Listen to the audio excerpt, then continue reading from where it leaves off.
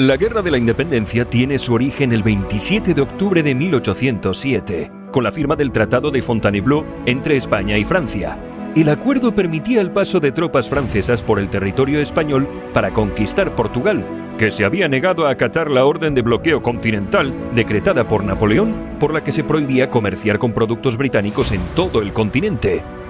Napoleón Bonaparte había sido coronado emperador francés en 1804. Carlos IV reinaba en España, aunque andaba más preocupado por cazar en su coto que por los asuntos de gobierno.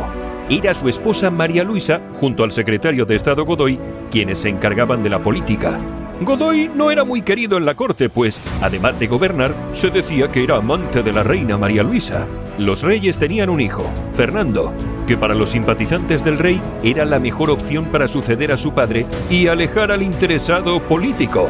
Y es que Godoy fue uno de los grandes defensores del Tratado de Fontainebleau, ya que una vez invadido Portugal, el país se dividiría en 3 zonas, una de las cuales se entregaría a la familia de Godoy con el nombre de Principado de los Algarbes. Pero las intenciones de Napoleón iban más allá de la conquista de Portugal, y quería aprovechar la presencia de sus tropas en España para conquistarla. Así se desprende de la carta del emperador Napoleón a su hermano José. Ante el descontento de la población, en marzo de 1808, la familia real, aconsejada por Godoy, decidió marcharse a Aranjuez para preparar un posible exilio a las colonias americanas hasta que todo hubiera acabado. Pero el pueblo no se dejó engañar, y el 17 de marzo de 1808 se produjo el motín de Aranjuez. El motín perseguía la destitución de Godoy y la abdicación de Carlos IV en su hijo Fernando, convirtiéndose en Fernando VII. 2 meses más tarde, a principios de mayo de 1808, Napoleón obligó a Fernando VII a abdicar en favor de su padre Carlos IV, y este a su vez en Napoleón, que nombró a su hermano José I rey de España en lo que se conoce como las abdicaciones de Bayona. Así se recoge en una carta de Bayona de 8 de mayo de 1808, en el que se nos cuentan los detalles de todo lo que aconteció.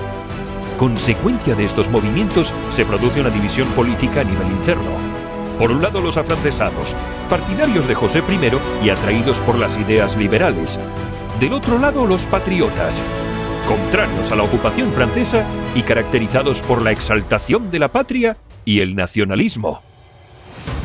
El 2 de mayo de 1808 estalla la guerra. Se produce el levantamiento generalizado en Madrid contra la ocupación de España por los franceses. El mariscal Murat, cuñado de Napoleón, lanza una proclama amenazando a todo aquel que ande con armas o realice corrillos contra el nuevo régimen.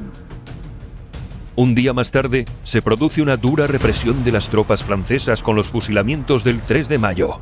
Así queda reflejada la represión y la violencia de los combatientes en la serie de grabados de Goya, Los desastres de la guerra, y también en muchas otras estampas. Poco a poco las revueltas se suceden en Burgos y en León, y la guerra se extiende por toda España. El pueblo no se queda de brazos cruzados, y se organiza, y surgen las juntas locales para hacer frente a los franceses. Se crean más adelante las juntas provinciales y la Junta Suprema Central Gubernativa del Reino, que empezó a organizar ataques contra los franceses y a dar instrucciones claras a los ciudadanos, como podemos ver en el Catecismo Civil de España. En la primera fase de la guerra, la Grande Armée, liderada por Napoleón, intenta la sumisión de toda la península y tiene su primera derrota en la batalla de Bailén. Los franceses se verán obligados a replegarse hacia los Pirineos. Napoleón llega a Bayona el 2 de noviembre de 1808 y se ve obligado a reagrupar y reorganizar sus tropas en 2 ejércitos para tomar España y Portugal. En una carta entre Murat y Napoleón, este último entra en cólera por el fracaso de sus ejércitos. Más de 200 combatientes muertos en Zaragoza y parte de su ejército muerto en Valencia. En la segunda fase de la guerra cambian las tornas y empieza la dominación francesa. Las batallas de Talavera y Ocaña provocaron la derrota del ejército hispano-inglés. Napoleón empieza a conquistar España y la Junta Suprema Central se repliega primero a Sevilla y después a Cádiz. A partir de 1812 se produce el fin de la dominación francesa.